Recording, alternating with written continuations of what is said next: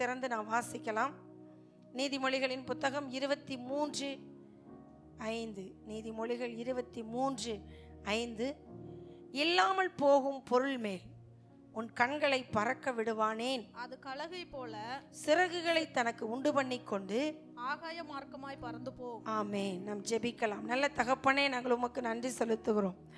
பரிசுத்தமுள்ள எங்கள் ஆண்டவர், எங்களுடைய எல்லா சூழல்களையும் எல்லா காரியங்களையும் அறிந்து நீர் எங்களுக்காகவே ஆண்டவரே இந்த பூமியில் ஆண்டவரே உம்முடைய வார்த்தையை அனுப்பி ஒவ்வொருவரையும் சுகமாக்கி வருகிறீரப்பா. இன்றைக்கும் எங்களுடைய கற்பனை சக்தியினாலே எங்களுக்கு உள்ளாக வருகிறதான பாவங்களை எப்படி நாங்கள் ஆண்டவரே வியாதிகளை எப்படி நாங்கள் எதிர்கொண்டு ஜெயிப்பது, மனசாட்சியில் உண்டாகிறதான அந்த வியாதியை நாங்கள் எப்படி எதிர்கொண்டு ஜெயிப்பது, எல்லாவற்றையும் கர்த்தர் நீர் எங்களுக்கு கற்றுக் கொடுப்பதற்காக நன்றி செலுத்துகிறோம். ஆவியானவர் தொடர்ந்து நடத்தும், ஆசீர்வதியும். இயேசுவின் மூலம் ஜெபிக்கிறோம் நல்ல பிதாவே, ஆமேன். அல்லேலூயா. நம்முடைய ஆண்டவர் சுகம் தருகிறவர். அல்லேலூயா. எங்கெல்லாம் சுகம் தருவார்? சரீரத்தில் சுகம் தருவார், ஆத்துமாவில் சுகம் தருவார், ஆவியில் சுகம் தருவார். அல்லேலூயா, அல்லேலூயா. நாம் வாசித்தோம் நீதிமொழிகள் 23:5. இல்லாமல் போகும் பொருள் மேல் உன் கண்களை பறக்க விடுவானேன். அது கழுகுகளைப் போல் சிறகுகளை தனக்கு உண்டு பண்ணி கொண்டு ஆகாய மார்க்கமாய் பறந்து. ஆத்மாவில் சொல்லப்படுகிற இந்த கற்பனை என்பது என்ன அப்படின்னா, சிந்தனை கூடம். நிறைய காரியங்களை நம்ம இங்கே தான் என்ன பண்ணுறோம், சிந்திக்கிறோம். இந்த ஆத்மாவில் தான் இந்த சிந்தனை நமக்கு என்ன பண்ணப்பட்டிருக்கிறதுனால் காணப்படுகிறது. இந்த கற்பனை என்பது என்ன அப்படின்னா, நாம் தேவன் நமக்கு கொடுத்த நியாய பிரமாணம், அதை ஒரு கற்பனைன்னு தான் சொல்லுவாங்க. அந்த கற்பனையை நான் சொல்லவல்ல, நம்முடைய ஆத்மாவில் இருக்கிற சிந்தனை கூடத்தை குறித்து தான் இங்கே என்ன பண்ணப்பட்டிருக்கிறது, கற்பனை என்று சொல்லப்பட்டிருக்கிறது. ஹல்லேலூயா. நிறைய பேர்த்துக்கு என்ன இருக்கிறது என்றால், செய்கிறோமோ இல்லையோ நம்முடைய சிந்தையில் என்ன பண்ணுகிறோம், கற்பனை பண்ணுகிறோம். கற்பனையே நான் இதுவரையிலும் பண்ணினதில்லை அப்படின்னு சொல்கிறவங்க யாராவது இருக்கிறீங்களா? அப்படியெல்லாம் நான் என் மைண்டில் ஒன்றை கூட ஓட விட்டதில்லை, எல்லாத்தையும் அப்படியே இழுத்து பிடிச்சிட்டு இருக்கிறேன் அப்படின்னு சொல்கிறவங்க யாராவது இருக்கிறீங்களா? இங்கே நீதிமொழிகளில் சாலமோன் ஞானி என்ன சொல்லுகிறார், இல்லாமல் போகும் பொருட்கள் மேல் உன் கண்களை பறக்க விடுவானேன் அப்படின்னு பறக்க விடுவானேன்னு அவர் சொல்கிறாரு. ஆனால் அவருக்கே பறந்துச்சு மனசு. யாருக்கு? சாலமோன் ஞானிக்கு. சாலமோன் ஞானிக்கே என்ன பண்ணுச்சு, கற்பனா சக்தி பயங்கரமாக பறந்துச்சு. அவர் சொல்கிறாரு, அது கழுகுகளை போல சிறகுகளை உண்டு பண்ணி கொண்டு ஆகாய மார்க்கமாய் பறந்து போம். இப்போ நம்மெல்லாம் இங்கே இருக்கிறோம், நம்முடைய சிந்தனை எங்கே இருக்குது, வெளியே பறந்துக்கிட்டு இருக்குதா இல்லையா? பாசமாக இன்னைக்கு நேரத்தில் செய்தி முடிப்பாங்களா, இல்லை இன்னைக்கு ரொம்ப மாதிரி இழுப்பாங்களா அப்படின்னு ஒரு எண்ணம் என்ன பண்ணுது நமக்கு, அப்படி போய் வருது இல்லை, வருதா வரலையா? ஐயையோ, போன வாரமே ஒரு பாயிண்ட் சொன்னாங்க, நிறைய பேருடைய வியாதி சுகமாக போகுது, அடுத்த வாரம் உங்களுக்கு நிறைய வச்சிருக்கிறேன் வாங்க அப்படின்னு சொன்னோம். என்ன சொல்லி இந்த அம்மா இன்னைக்கு நம்மளை ரொம்ப கிழக்க போகுதோ தெரியல அப்படின்லாம் என்ன பண்ணுது, போன வார செய்தியெல்லாம் மைண்டில் அப்படி ஓடி மறையுது. இருக்குதா இல்லையா? இருக்கும், இல்லாமலாம் இருக்காது. ஹல்லேலூயா. அதைத்தான் இங்கே சாலமோன் ஞானி சொல்கிறார், தனக்கு சிறகுகளை உண்டு பண்ணி கொண்டு அது ஆகாய மார்க்கமாய் பறந்து போம். ஹல்லேலூயா. பாருங்க, இப்போ நம்ம நிறைய பேருக்கு, இப்போ எல்லாருமே நம்ம இங்கெல்லாம் யார் இருக்குது அப்படின்னா, டீனேஜில் இருக்கிறவங்களாம் கொஞ்சம் பேர் தான் இருக்காங்க. ஆனால் எல்லாரும் குடும்பஸ்தர்கள் தான் இங்கே நிறைய பேர் இருக்கிறோம். உண்மை தானே? இப்போ குடும்பஸ்தர்களுக்கு நான் முன்னமே சொன்னேன், என்ன எண்ணங்கள் இருதயத்தில் ஓடும் அப்படின்னா, இந்த தேவையை எப்படி சந்திப்பது, இந்த பணத்தை எப்படி சந்திப்பது, இந்த பொருளை எப்படி வாங்குவது, இந்த வீட்டை எப்படி கட்டுவது, இந்த கடனை எப்படி அடைப்பது, எல்லாருடைய மைண்டிலையும் ஒரு சிந்தை ஓடிக்கொண்டு இருக்கிறது. அது என்னது? பணம். அது என்னது? சத்தமாக சொல்லுங்க, என்னது? நல்ல வேலை இருக்கிறவங்களுக்கு பிரச்சனை இல்லை, காலையில் எழுந்திரிச்சோன்னே அந்த வேலைக்கு டெய்லி போய் வந்தெல்லாம் பிரச்சனை இல்லை. தினமும் ஒரு வேலையை தேடித்தான் வேலைக்கு போகணுங்கிறவங்களுக்கு நிச்சயமாக இந்த எண்ணங்கள் என்ன பண்ணும், நைட்டு படுக்கும் போதே அது கொஞ்சம் சிறகு அடிச்சுட்டு தான் படுக்கும். நாளைக்கு இந்த வேலைக்கு போய் சேர்ந்துருவோமா, இந்த வேலையை முடிச்சிருவோமா, இந்த வேலைக்கான கூலியை வாங்கிடுவோமா. பர்மனெண்ட்டாக ஒரு வேலை இருக்கிறவங்களுக்கும் ஒன்றும் பிரச்சனை இல்லை. நிம்மதியாக தூங்கி எழுந்திரிப்பாங்க. காலையில் எழுந்திரிச்சோன்னே ரெகுலராக அந்த வேலைக்கு கிளம்பி போயிடுவாங்க. ஆனால் தினமும் ஒரு வேலையை தேடித்தான் வேலைக்கு போக வேண்டும் என்று நினைக்கிறவர்களுக்கு இந்த சிந்தனை நைட்டு தூங்கும் போது வராமல் இருக்கவே இருக்காது. இப்போ நம்மள நிறைய பேர் பணம் எப்படி சம்பாதிப்பதுங்கிற எண்ணம் நமக்குள்ளே இருக்குது. ஆனால் அந்த பணத்தை நாம் எப்படி சம்பாதிக்கிறோம் அப்படிங்கிறதுல நமக்கு ஒரு கற்பனா சக்தி இருக்குது. இருக்கா இல்லையா? இருக்குது. பாருங்கள், இங்கே ஒரு வாலிபனுடைய, அதாவது சம்பாதிக்கிறவனுடைய வாழ்க்கையை குறித்து நம்ம இங்கே வாசிக்க போகிறோம். இங்கே பாருங்கள், இங்கே ஒரு மனிதனுடைய வாழ்க்கையை பாருங்கள். நீதிமொழிகள் 1ஆம் அதிகாரம் 10வது வசனத்திலிருந்து வாசிக்கலாம். என் மகனே, பாவிகள் உனக்கு நயம் காட்டினாலும் நீ சம்மதியாதே. எங்களோட வா, இரத்தம் சிந்தும்படி நாம் பதிவிருந்து குற்றமற்றிருக்கிறவர்களை முகாந்திரமின்றி பிடிக்கும்படி ஒளித்திருப்போம். பாதாளம் விழுங்குகிறது போல நாம் அவர்களை உயிரோடே விழுங்குவோம். குழியில் இறங்குகிறவர்கள் விழுங்கப்படுகிறது போல் அவர்களை முழுமையும் விழுங்குவோம். விலையுயர்ந்த சகலவித பொருட்களையும் கண்டடைவோம். கொள்ளை பொருளினால் நம்முடைய வீடுகளை நிரப்புவோம். எங்களோட பங்காளியாயிரு, நம்ம எல்லாருக்கும் ஒரே பை இருக்கும் என்று அவர்கள் சொல்வார்களாகில். என் மகனே, நீ அவர்களோடு வழி நடவாமல் உன் காலை அவர்கள் பாதிக்கு விளக்குவாயாக. ஹல்லேலூயா.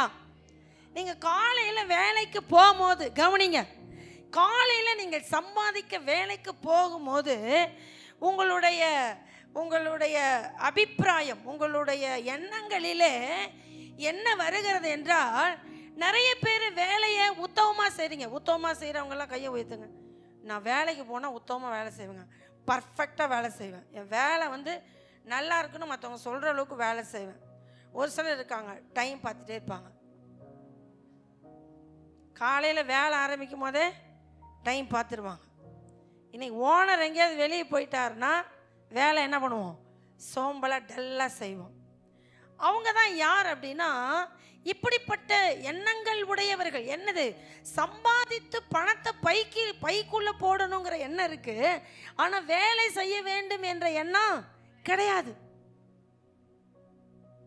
அவங்க யாருக்கு பங்காளி அப்படின்னா, இங்க வேதம் சொல்லுகிறது, இரத்தம் சிந்தும்படி நாம் பதிவிருந்து குற்றமற்றிருக்கிறவர்களை முகாந்திரமின்றி பிடிக்கும்படி ஒளித்திருப்போம். எப்படியாவது இந்த ஓனரை ஏமாத்தி, இந்த எஜமான ஏமாத்தி இன்றைய பொழுத ஓட்டி என்ன பண்ணிடணும், காசு வாங்கிட்டு வீட்டுக்கு போயிடணும்.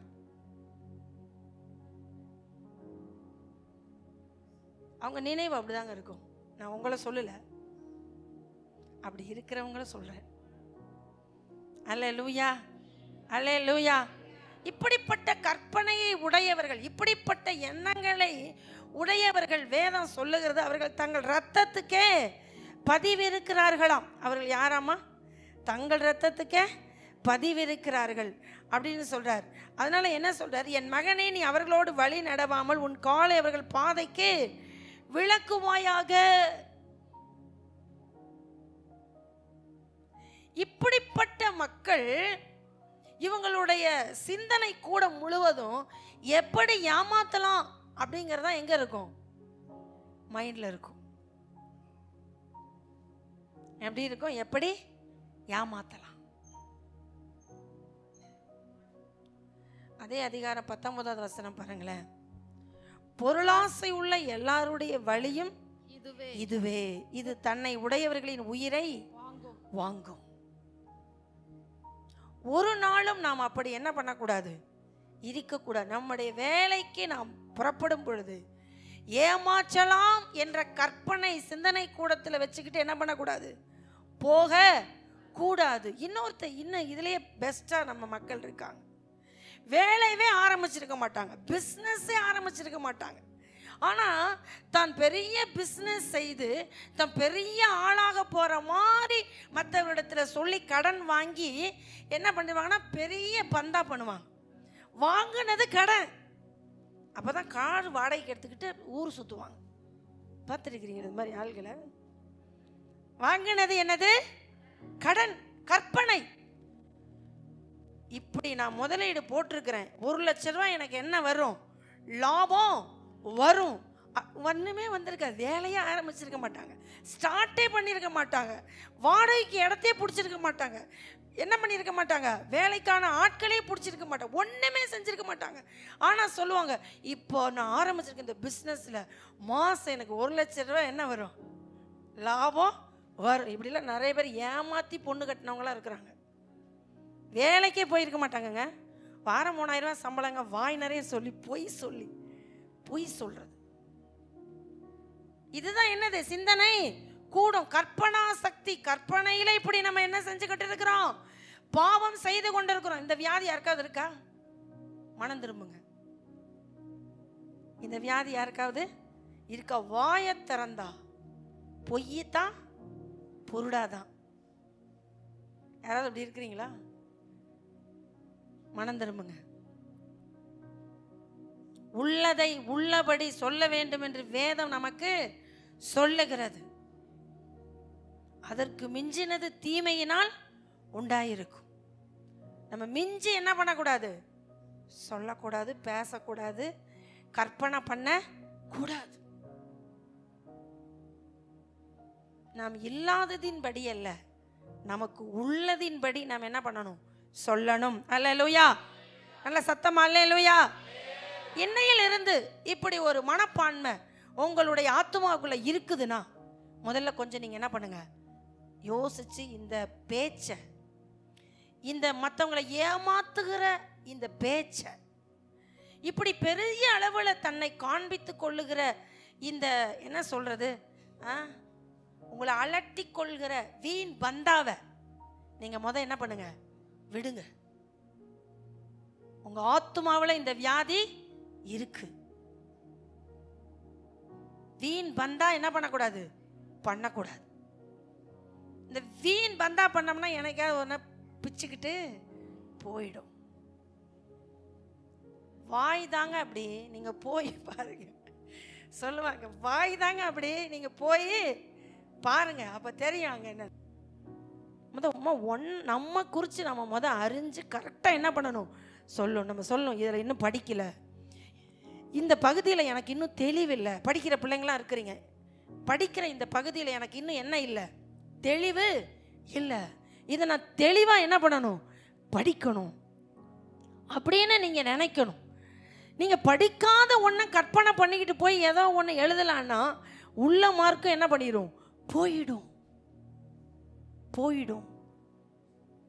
அதனால நீங்க வேலையை துவங்குகிறவர்களா இருக்கலாம், இல்லை வேலையை செய்கிறவங்களா இருக்கலாம், இல்லை வேலைக்கு நீங்க போகிறவங்களா இருக்கலாம்.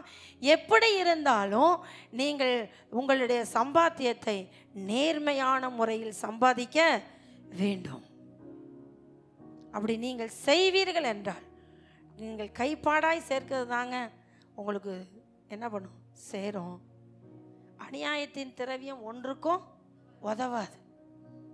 அநியாயமா ஒரு பொருள் நம்ம வீட்டுக்கு வருதுன்னா அது ஒன்றுக்கும் உதவாது. சிலர் கடன் வாங்கியிருப்பாங்க, எங்கே வாங்கின அப்படின்னு எங்கேயாவது கேட்காம விட்டுட்டோன்னு வச்சுக்கோங்க, அது எங்கேயாவது திருட்டுத்தனமாக வந்த பணமாக இருக்கும். திருட்டுத்தனமாக வந்த பணத்தை வாங்கிட்டு நம்மளை வாய் அடைப்பாங்க. எப்படி வாய் அடைப்பாங்க தெரியுமா? உனக்கு என்ன, நான் கேட்டதை வாங்கி கொடுத்துட்டல, வாயை மூடு.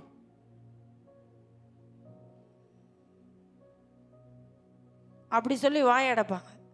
அப்படின்னாலே நீங்கள் தெரிஞ்சுக்கணும், அது திருட்டுத்தனமாக வந்த பணம்.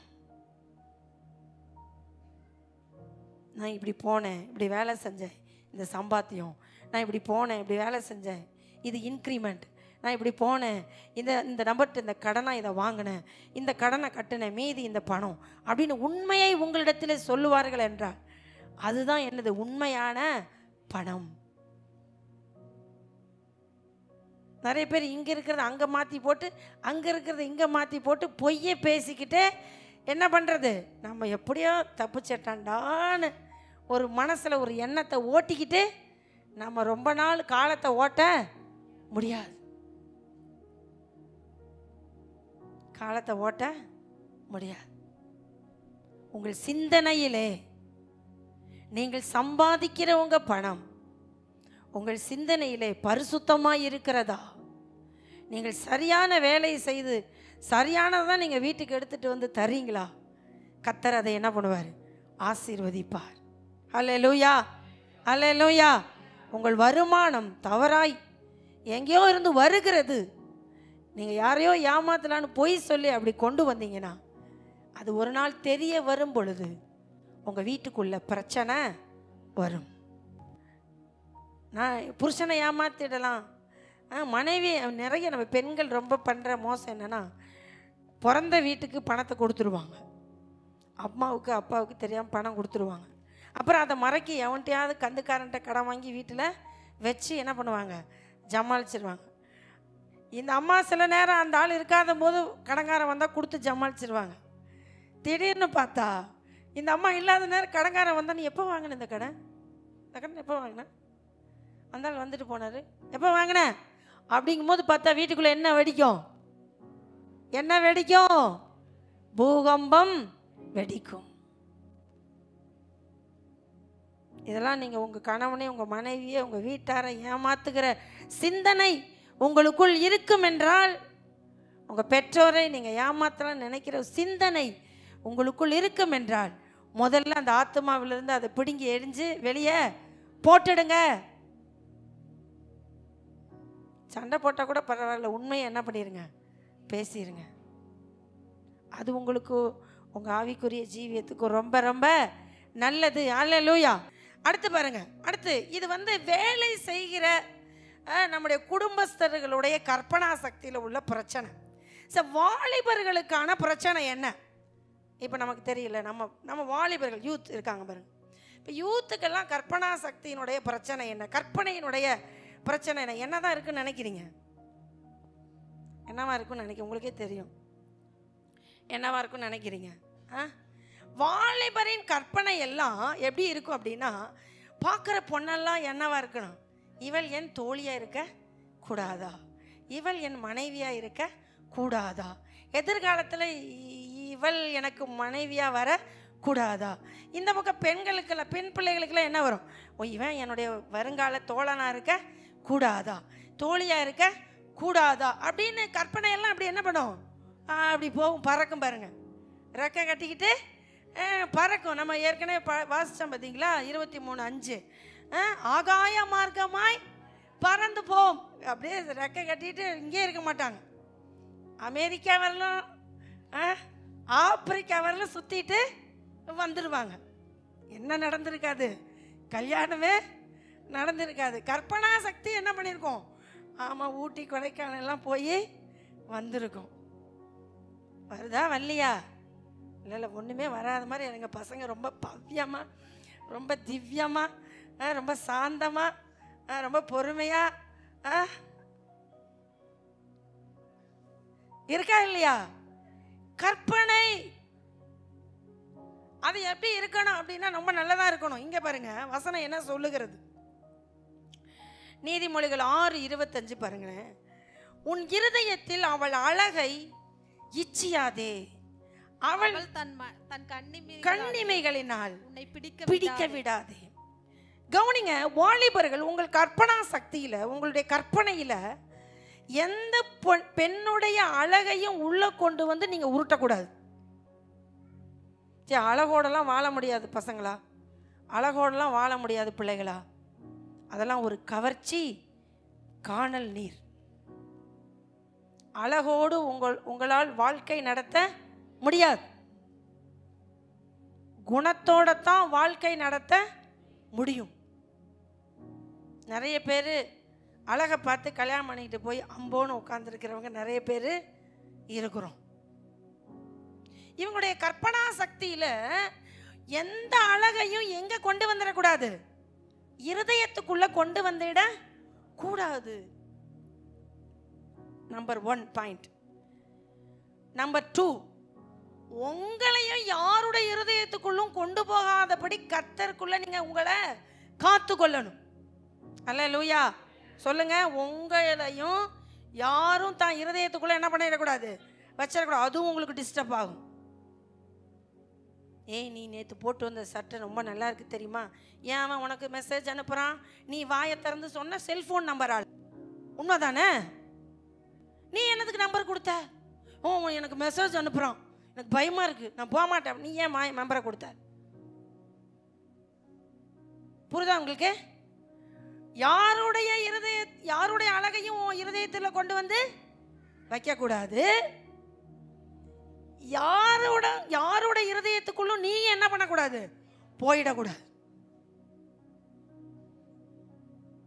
இந்த மாதிரியான கற்பனா சக்தியில வாலிப பிள்ளைகள் நீங்க ரொம்ப கவனமா இருக்கணும். வசனம் சொல்லுது, உன் இருதயத்தில் அவள் அழகை இச்சியாதே, உள்ள வச்சிடாத. அவன் நினைக்கும் போது உன்னுடைய நினைவில் என்ன வரக்கூடாது, தேன் ஊற கூடாது. தேன் ஊறிச்சு கேன்சர் வந்துருச்சுன்னு அர்த்தம். உங்களை கொண்டு போய் எங்கேயாவது கேன்சர் சென்டரில் வச்சு தான் என்ன பண்ணணும், ட்ரீட்மெண்ட் கொடுக்கணும். அப்பப்போ கரண்ட் ஷாக் வச்சு அனுப்பிவிடுவாங்க, உங்களுக்கும் கரண்ட் ஷாக்கு கொடுப்பாங்க. இதெல்லாம் வேண்டாம். கற்பனா சக்தியெல்லாம் ஒரு கண்ட்ரோலில் வச்சிடுங்க, அடக்கி வாசிங்க. உங்களுக்குன்னு ஒரு பையன் நிச்சயமாக பிறந்திருப்பான், உங்களுக்குன்னு ஒருத்தி நிச்சயமாக பிறந்திருப்பான். காலம் வரும்போது கர்த்தரை என்ன பண்ணுவார், ஏனப்பார், கம்முன்னு இருக்கணும். எங்கேயாவது பறந்தீங்க மாட்டிக்குவீங்க. அதனால நீங்கள் ரொம்ப கவனமாக இருக்கணும். வாலிப பிள்ளைகள் கவனமாக இருக்கணும். இது எது வரையிலைங்க இப்படி ரெக்கை கட்டி பறக்காம நாங்கள் எங்களை கண்ட்ரோல் பண்ணி வச்சுக்கிறதுனா ஒன்றும் இல்லை. கல்யாணம் வரையிலும் தான். கல்யாணம் வரையிலும் நீங்கள் இதை கம்முன்னு என்ன பண்ணணும், இந்த கற்பனா சக்தியை கொஞ்சம் பாதுகாப்பாக வச்சுருக்கணும். கல்யாணம் முடிஞ்சோடனே அப்புறம் எல்லாம் சரியாயிடும், சால்வ் ஆகிடும், எங்கேயும் பறக்காது. ஒன்று தெரிஞ்சுக்குங்க. அல்லேலூயா. எங்களுக்கு ஒரு ஊழியக்காரமாக சொன்னாங்க, ஒரு கூண்டுக்குள்ள ஒரு பொறி வச்சுருந்தாங்க. என்னத்தை பிடிக்க, எலி பிடிக்க. 2 எலி என்ன பண்ணிச்சான், சுற்றி சுற்றி வந்துச்சான். 2 எலி சுற்றி சுற்றி வந்துச்சான். கவனிங்க கதையா. ஒரு எலி என்ன பண்ணிருச்சு, எப்படியா உள்ள போயிருச்சு.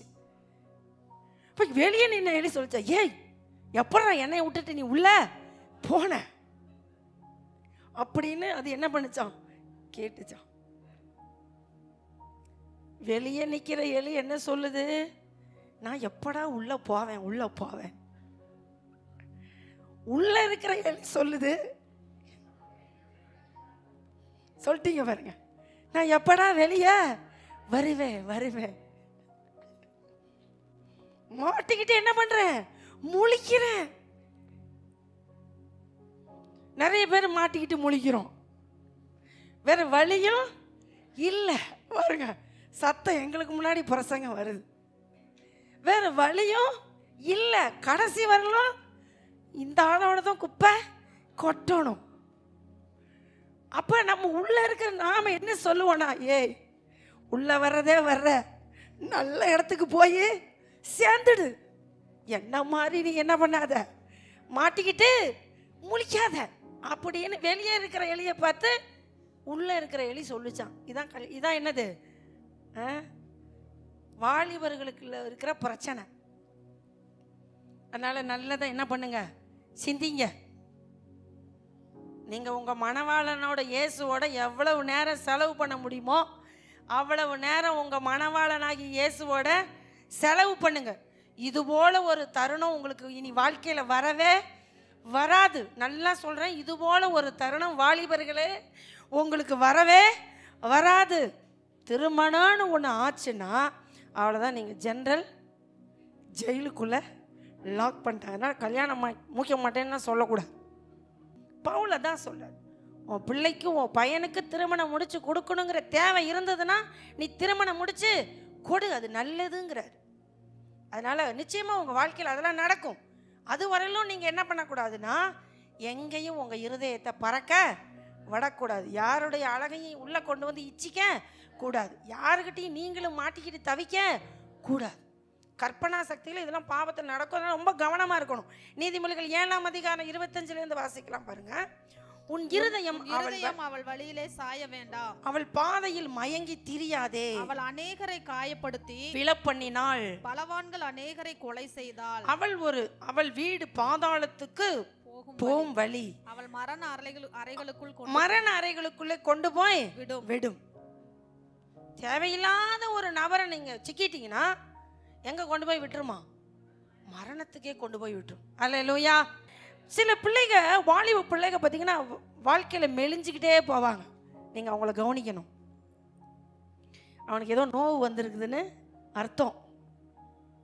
மெலிஞ்சிக்கிட்டே போகிறவனுக்கு நோவு வந்திருக்குன்னு அர்த்தம். 2 சாமுவேல் 13:4 அம்னோனுக்கு அப்படி ஒரு நோவு வந்துச்சு. அவன் ஃப்ரெண்டு சொன்னான், எப்போ நீ ராஜகுமாரன், நீ ஏன் இப்படி டெய்லி என்ன பண்ணுற, மெலிஞ்சு போகிற? அவனுக்கு ஒரு வியாதி. இப்போ நான் வாசிச்சமே மேலே அந்த மாதிரி ஒரு வியாதி. அது மாதிரி பெண் பிள்ளைகள், ஆண் பிள்ளைகள், நீங்கள் கற்பனை பண்ணி உங்களுடைய வாலிபத்தின் பலனை நீங்கள் இழந்து போய்விட கூடாது. வாலிபத்தின் பலனை நீங்கள் இழந்து போய்விட கூடாது. நான் உங்களுக்கு முன்னமே சொன்ன மாதிரி அந்த மாதிரி ஏதாவது உள்ளே வச்சிட்டிங்கன்னா இந்த மாதிரி வந்துடும் கேன்சர் வியாதி. புரியுதுங்களா? அதெல்லாம் வச்சுக்காதீங்க. ஃப்ரீயாக இருங்க. நீங்களும் தேவனும் என்கிற உறவில் நீங்கள் ஃப்ரீயாக இருங்க. கர்த்தர் உங்களை ஆசீர்வதிப்பார். அல்லேலூயா. சரி, இந்த மாதிரி பிரச்சனையெல்லாம் நாங்கள் எப்படிங்க சரி பண்ணுறது? இந்த ஆத்மாவில் இருக்கிற இந்த கற்பனா சக்தியை நான் எப்படி கட்டுப்படுத்தும்? நிறைய ஆண்கள் நினைக்கிறாங்க, பாசமா நீங்கள் தப்பாக இந்த பசங்களுக்கு பிரசங்கம் பண்ணிருக்கிறீங்க. நாங்களே இன்னும் என்ன பண்ணல, இன்னும் எங்கள் ஆத்மாவை அடக்கி அமர பண்ணலை. நாங்கள் என்ன பண்ணுறது அப்படிங்கிற மாதிரி சிலர் பார்க்குறீங்க. அதனால தான் உங்களுக்கு இந்த வார்த்தை வருது. கவனிங்க. சங்கீதம் 131:1-2 வேதம் சொல்லுகிறது, நம்ம ஆத்மாவை நம்ம என்ன பண்ணணுமாமா? சங்கீதம் 131:1-2 கர்த்தாவே என் இருதயம் இருமாப்புள்ளதல்ல அல்ல, என் கண்கள் மேட்டிமையானவைகளும் அல்ல, பெரிய காரியங்களிலும் எனக்கு மிஞ்சின கருமங்களிலும் நான் தலையிடுகிறதும் இல்லை. தாயின் பால் மறந்த குழந்தை போல நான் என் ஆத்துமாவை அடக்கி அமர பண்ணினேன். என் ஆத்துமா பால் மறந்த குழந்தையை போல் இருக்கிறது. ஹல்லேலூயா, ஹல்லேலூயா. அதனால தான் ஜீசஸ் சொன்னார், பாருங்க, நம்மளுடைய ஆத்மா அடங்க மாட்டேங்குது.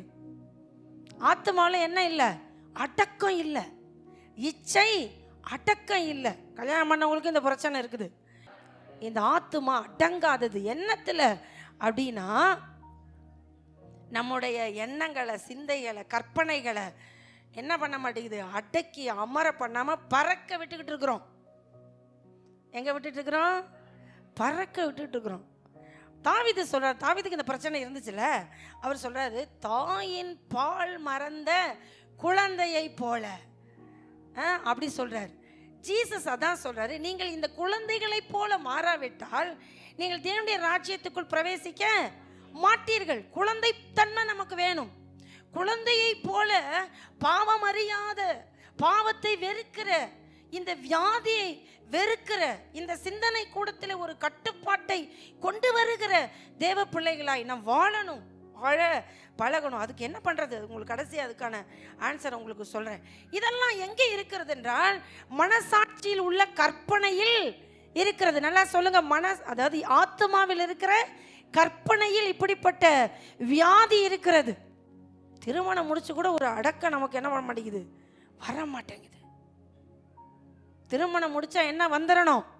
அடக்கம் வந்துடணும்.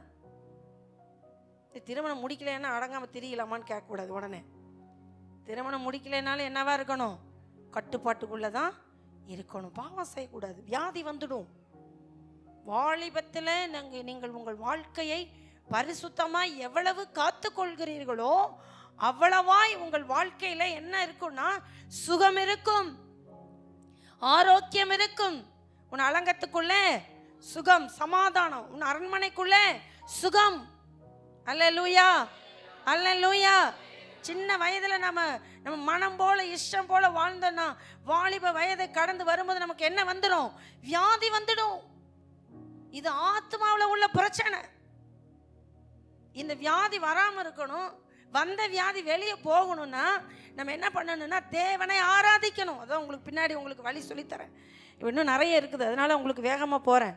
அப்போ நம்முடைய கற்பனா சக்தியை எப்படி பயன்படுத்தணும் அப்படின்னா, கவனிங்க, உங்கள் கற்பனையை நீங்கள் எப்படி பயன்படுத்தணும், ஆத்துமாவில் உள்ள கற்பனையை நீங்கள் எப்படி பயன்படுத்தணும். கொலேசியர் 3:1 சொல்லுகிறது, நீங்கள் கிறிஸ்துவுடனே கூட எழுந்தது உண்டானால் கிறிஸ்து தேவனுடைய வலது பாரசத்தில் வீற்றிருக்கும் இடத்தில் உள்ள மேலானவைகளை என்னது தேடுங்கள், மேலானவைகளை தேடுங்கள். நல்லா சொல்லுங்க சத்தமா. உங்கள் சிந்தனை கூடத்தில் நீங்கள் எதை தேட வேண்டும்?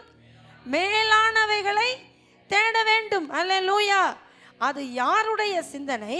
கிறிஸ்துவின் சிந்தனை. வசனம் சொல்லுகிறது, யார் வீற்றிருக்கிற மேலான இடத்துல?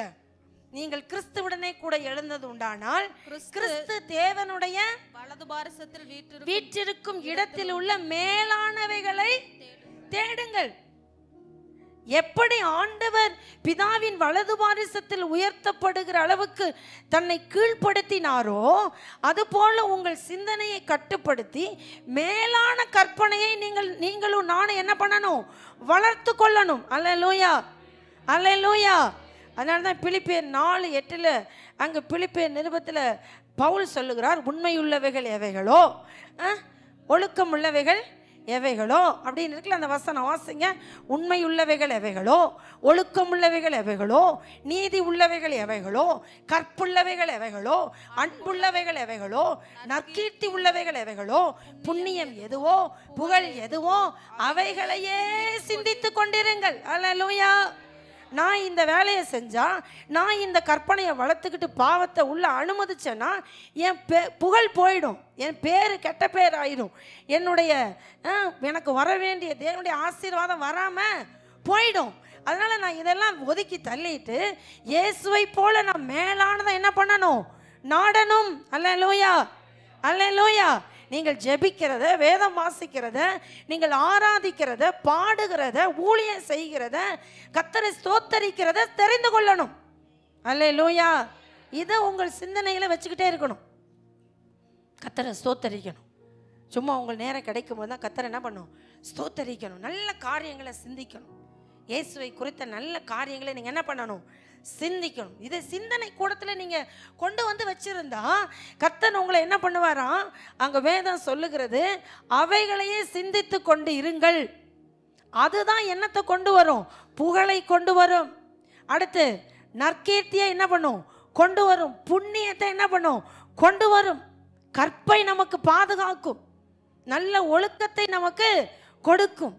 உண்மையுள்ளவர்களாக வாழ முடியும். அல்லேலூயா. சிந்தனை கூடத்தில் இருக்கிற சிந்தனா சக்தியில நீங்கள் இப்படிப்பட்ட காரியங்களை என்ன பண்ணணும்? கொண்டு வரணும். இது எங்க இருக்குதுப்பா? ஆத்துமாவில் இருக்கிறது. இது நமக்குள்ள இல்லை அப்படின்னா நம்முடைய சிந்தனை கெட்டு போய்விடும். சத்தமா சொல்லுங்க, சிந்தனை. நல்ல சத்தமா சொல்லுங்க, சிந்தனை.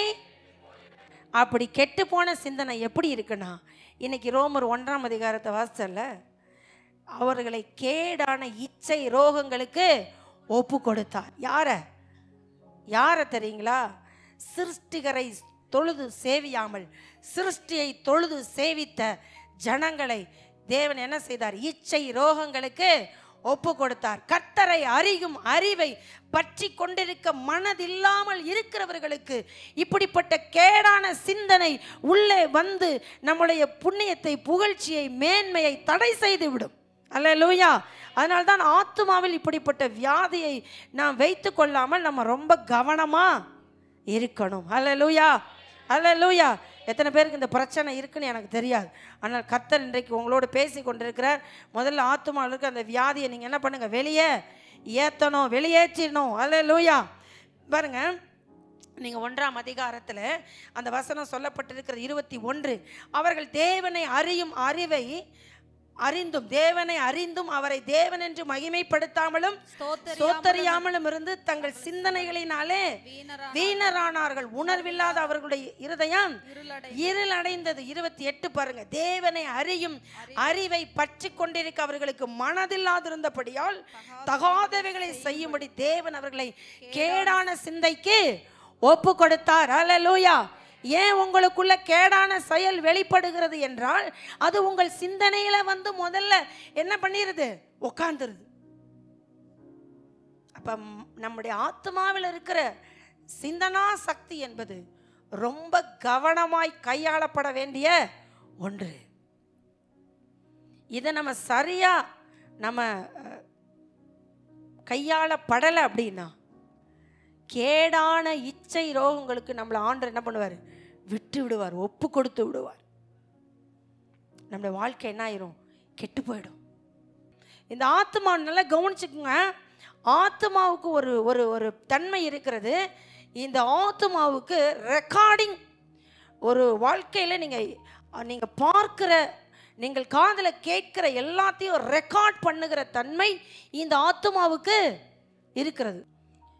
நீங்கள் பஸ்ஸில் ஏறி போகிறீங்க, போகும்போது உங்கள் தலைக்கு மேலே என்ன பாட்டு பாடுது? சொல்லுங்க. அம்மா ஒன்றுமே பார்க்காத மாதிரி பஸ்ஸில் ஏறாத மாதிரி சொல்கிறீங்க. சினிமா பாட்டு பாடுது. இந்த பாட்டை அவன் திரும்பி ரிப்பீட் இது போட்டான்னா நீங்கள் பஸ்ஸை விட்டு இறங்கும் போது என்ன பாட்டு பாடிக்கிட்டு இறங்குவீங்க? சொல்லுங்க. சினிமா பாட்டு தாங்க பாடும். ஏன்? நம்ம ஆத்மா ரெக்கார்ட் பண்ணுது. அதனால உங்களை அறியாமலே உங்கள் வாயில் என்ன வரும்? சினிமா பாட்டு வரும். அதுக்கு தான் பேர் சிந்தை. அதாவது என்ன சொல்றதுன்னா ஞாபகம். நீங்கள் இந்த சிந்தையில கொண்டு வருகிற காரியம் நல்லதாக இருக்கும் என்றால் உங்கள் ஞாபகத்தில் நீங்கள் அதை ஸ்டோரேஜ் பண்ணிட்டீங்க அப்படின்னா நல்லதையே என்ன பண்ணுவீங்க? செய்வோம். தப்பான ஒன்றை நீங்கள் பதிவு பண்ணிட்டீங்க அப்படின்னா என்ன வரும்? தப்பாக தான் வரும்.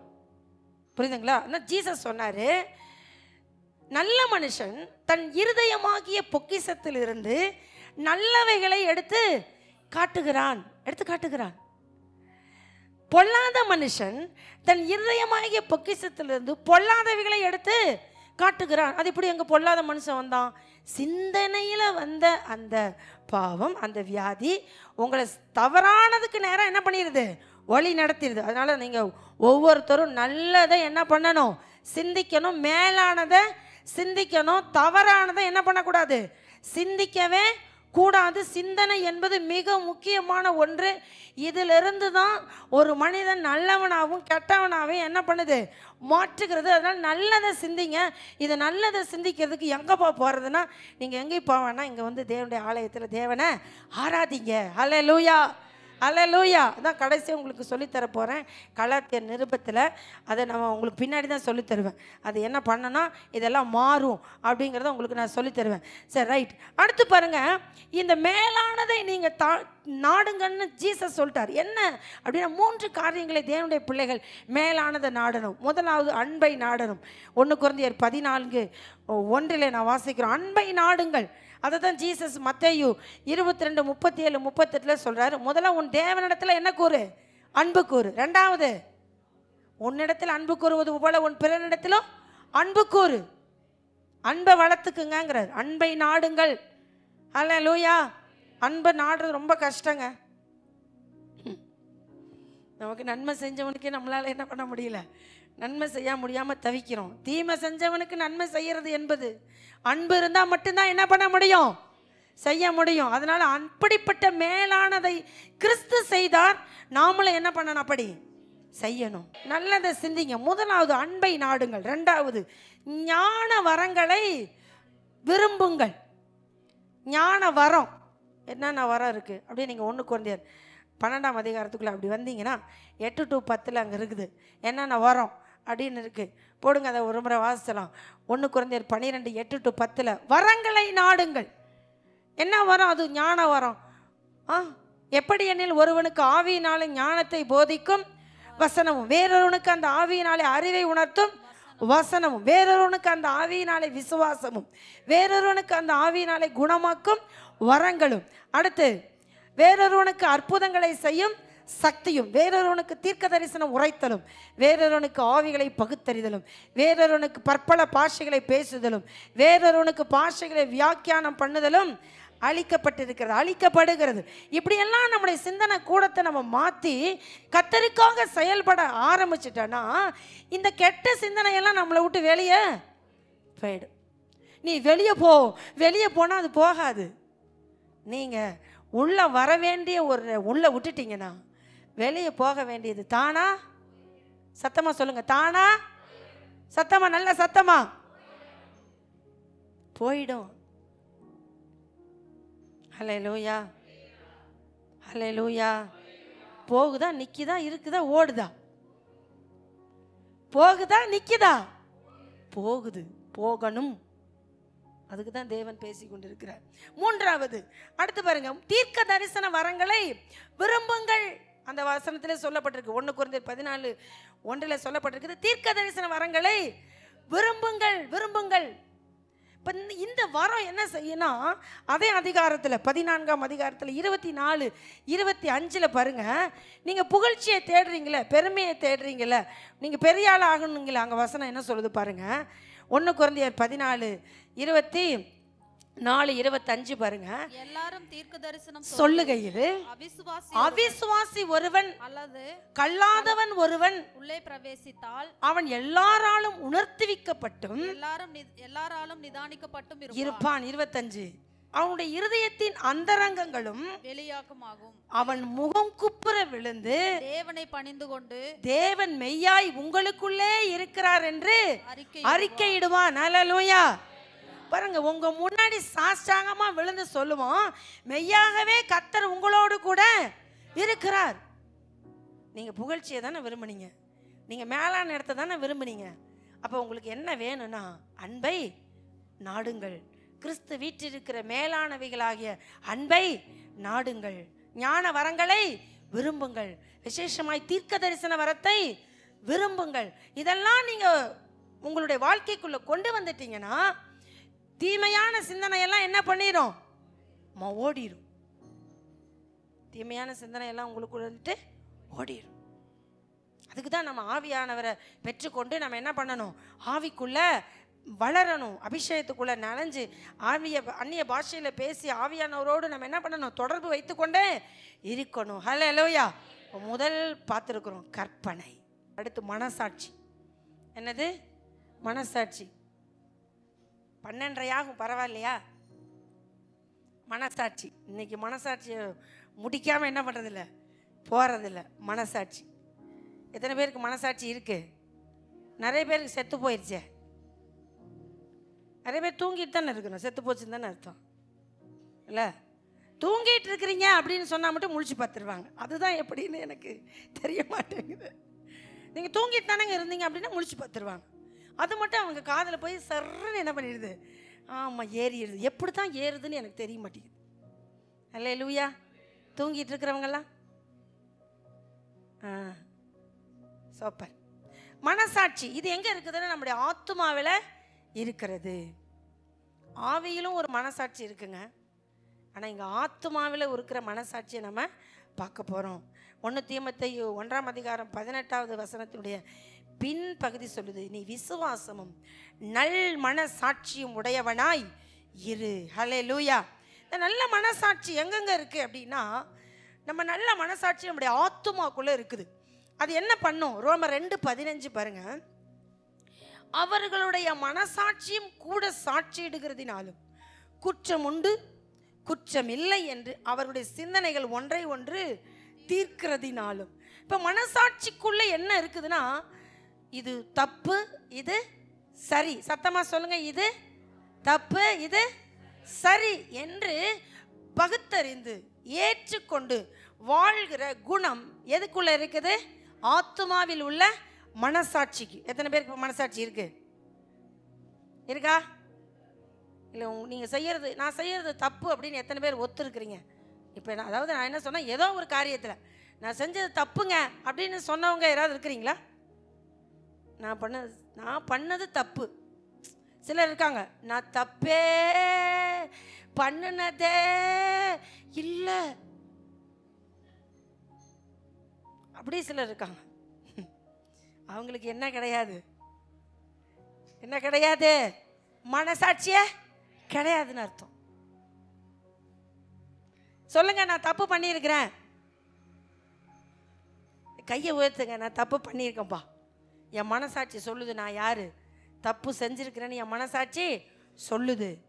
அப்ப குற்றம் உண்டு குற்றம் இல்லை என்று நம்மளை தீர்க்கக்கூடிய ஒன்று தான் என்னது, மனசாட்சி. அது எங்க இருக்குது, ஆத்துமாவில். அது எங்க இருக்குது, ஆத்துமாவில். அப்போ இந்த ஆத்துமாக்குள்ள இருக்கிற மனசாட்சி என்ன சொல்லுதுன்னா, நீ செய்யறது சரி தவறு என்று என்ன பண்ணுது, நமக்கு சொல்லுகிறது. சொல்லுதா சொல்லலையா, சொல்லுது அப்படிங்கிறவங்களுக்குள்ள என்ன இருக்குது, மனசாட்சி இருக்குது. சொல்லல அப்படிங்கிறவங்களுக்குள்ள என்ன இல்லை, மனசாட்சி இல்லை. அவ்வளோதான், முடிஞ்சு போச்சு. அடுத்து பாருங்க, இந்த மனசாட்சியை நாம் எப்பொழுதும் நல் மனசாட்சியாய் காத்து கொள்ள வேண்டும். என்ன மனசாட்சியா, நல்ல மனசாட்சியா. நான் எப்பொழுதும் இந்த நல்ல மனசாட்சியை காத்துக்கிறேன் அப்படின்னு சொல்றவங்க இருக்கீங்களா? நீங்க எப்படி இருக்கணும்னா, அங்கே வசனம் சொல்லுது, நீதிமொழிகள் 17:15 பாருங்க. துன்மார்க்கனை நீதிமான் ஆக்குகிறவனும் நீதிமானை குற்றவாளி ஆக்குகிறவனும் ஆகிய இவ்விருவரும் கர்த்தருக்கு அருவருப்பானவர்கள். அப்படின்னா துன்மார்க்கனை பார்த்து என்னதான் சொல்லணும், நீ செய்யறது தப்புன்னு என்ன பண்ணும் சொல்லணும். நீதிமானை பார்த்து நீ செய்யறது சரியா இருந்தால் தான் சரின்னு சொல்லணும். நீதிமானா இருக்கிறாங்கிறதுக்காக செஞ்சதெல்லாம் சரின்னு சொல்ல கூடாது, முடியாது, சொல்லவும் முடியாது. அப்போ சரி, நீங்கள் செய்வது சரியை சரி என்றும் தவறை தவறு என்றும் நாம் சொல்லுவோம் என்றால் நமக்கு என்ன மனசாட்சி இருக்கிறது? நல்ல சத்தமா சொல்லுங்க, என்ன மனசாட்சி? நல் மனசாட்சி நமக்குள்ள இருக்கிறது என்று அர்த்தம். அதே நீதிமொழிகள் 24:24 படிச்சீங்கன்னா, துன்மார்க்கனை பார்த்து நீதிமானாய் இருக்கிறாய் என்று சொல்லுகிறவனை ஜனங்கள் சபிப்பார்கள். அப்போ தப்பை பார்த்து என்ன பண்ணக்கூடாது, சரின்னு சொல்லக்கூடாது. தேவன் பாருங்க, மனசாட்சியில் துன்மார்க்கம் நீதி என்று ஒன்றை வச்சிருக்கிறார், நன்மை தீமை என்ற ஒன்றை வச்சிருக்கிறார். இந்த நன்மை தீமையை மனிதனால் கண்டறியக்கூடிய ஒரு கண்ணாடி தான் மனசாட்சி. நாம் செய்கிறது நன்மை தீமை என்று நாம் கண்டறியக்கூடிய ஒரு கண்ணாடி தான் என்னது, மனசாட்சி. பூத கண்ணாடி. என்ன கண்ணாடி? பூத கண்ணாடி தான் என்னது, மனசாட்சி. அல்லேலூயா. ஆனால் தேவன் எல்லாத்துக்கும் நல்ல மனசாட்சியை தான் படைச்சாரு. பிரசங்கி 7:29 படி, இதோ தேவன் மனுஷனை செம்மையானவனாக உண்டாக்கினார், எல்லாத்தையும் நல்ல மனசாட்சியோட தான் படைச்சார். ஆனா ஏனோ நமக்குள்ள என்ன மனசாட்சி வந்துருச்சுன்னா, கெட்ட மனசாட்சி வந்துடுச்சு. எப்படி வந்துச்சு தெரியலையே அப்படிங்கிறீங்களா? நீங்கள் வளர்க்கப்பட்ட விதத்தில் உங்கள் மனசாட்சி பலவீனமாகவும் சிலருடைய மனசாட்சி பலமாகவும் என்ன பண்ணப்பட்டது, வளர்க்கப்படுகிறது. தவறான சூழல்களிலேயே நீங்கள் வளருவீர்கள் என்றால் உங்க மனசாட்சியில என்ன உண்டா இருக்குன்னா, துர்மனசாட்சி வந்திருக்காது, உங்களுக்கே என்ன பண்ணாது தெரியாது. ஹல்லேலூயா. நீங்கள் நல்ல சூழலில் வளர்க்கப்பட்டிருந்திருப்பீர்கள் என்றால் உங்களுக்குள்ள நல்ல மனசு என்ன பண்ணும், இருக்கும். அதனால தான் இப்போ பெண் எடுக்கும்போது சொல்றாங்க, நல்ல குடும்பத்தில் நல்ல முறையில் வாழ்ந்த குடும்பத்தில் நல்ல சூழலில் வளர்ந்த பிள்ளைகளை நம்ம என்ன பண்ணணும், பெண் எடுக்கணுங்கிறாங்க. ஏன்னா ஒரு பெண் தான் வீட்டை வந்து கரெக்டாக கட்டி எழுப்பக்கூடிய ஒரு நபர். அதனால் அப்படிப்பட்ட ஒரு பெண்ணை எடுக்கணும்னு நினைக்கிறாங்க. ஏன்னா மனசாட்சி என்பது ரொம்ப, சொல்லுங்க, மனசாட்சி என்பது ரொம்ப முக்கியம். சில தப்பை செஞ்சுக்கிட்டே என்ன சொல்லுவாங்கன்னா, நான் ஒன்றுமே பண்ணலம்பாங்க, ரொம்ப கவனம். அப்போ பாருங்க, பிள்ளைகள் வளர்கிற விதத்தில் தான் அவங்க நல் மனசாட்சியும் அவங்களுடைய கெட்ட மனசாட்சியும் அவங்களுக்குள்ள உருவாகுது. அல்லேலூயா, அல்லேலூயா. ஆத்துமாவில் உள்ள இந்த மனசாட்சி தேவனுடைய பிரமாணத்தை தன்னகத்தை வைத்திருக்கிறது. அல்லேலூயா. அதில் என்ன, தேவனுடைய பிரமாணத்தில் என்ன இருக்கு, நன்மை தீமை. நம்ம வாசிச்சாலே 2:15, ரோமர் 2:15, குற்றம் உண்டு குற்றம் இல்லை என்ற பிரமாணம். அது கீழே நீங்கள் வாசிங்கன்னா அது பிரமாணம், அது வந்து ஒரு கற்பனை, தேவனுடைய வார்த்தை. அப்போ இந்த தன்மைகள் எல்லாம் எங்கே இருக்கிறது என்றால் ஆத்துமாவில் இருக்கிறது. இங்கே கவனிங்க, ஆத்துமாவில் ஒரு மனசாட்சி இருக்கிறது போல ஆவியிலேயும் ஒரு மனசாட்சி இருக்கு. இந்த ஆத்துமா ஆவியோடு இணைந்து பயணிக்கும் போது, நல்லா கவனிங்க, நிறைய பிரச்சனை இங்கே தான் நமக்கு தெரியாமல் மறைஞ்சிட்டு இருக்குது. ஆவியோடு ஆத்மா பயணிக்குமே என்றால், ஆவி சொல்லுகிற சரி என்ற காரியத்துக்கு ஆத்மா ஆமா அப்படின்னு ஏத்துக்குச்சு அப்படின்னா நமக்குள்ள சமாதானம் இருக்கும். அல்லேலூயா. ஆவியில் ஒரு மனசாட்சி இருக்கு. நீங்க நீதிமொழிகள் 20:27 வாசிங்கன்னா, தேவன் தந்த ஆவி வந்து மனுஷனுடைய உள்ளத்துல உள்ளவைகளை எல்லாம் என்ன பண்ணுமா, ஆராய்ந்து பார்க்கும். வசனம் பாருங்க, மனுஷனுடைய ஆவி கர்த்தர் தந்த தீபமா இருக்கிறது, அது உள்ளத்தில் உள்ளவைகளை எல்லாம் ஆராய்ந்து, அது உள்ளத்தில் உள்ளவைகளை எல்லாம் ஆராய்ந்து பார்க்கும். இந்த ஆவியில் இருக்கிற மனசாட்சியோடு ஆத்மாவில் இருக்கிற இந்த மனசாட்சி எசைஞ்சு போயிருச்சு அப்படின்னா அவன் யார் அப்படின்னா ஆவிக்குரியவன். அல்லேலூயா. யாரு? ஆவிக்குரியவன்.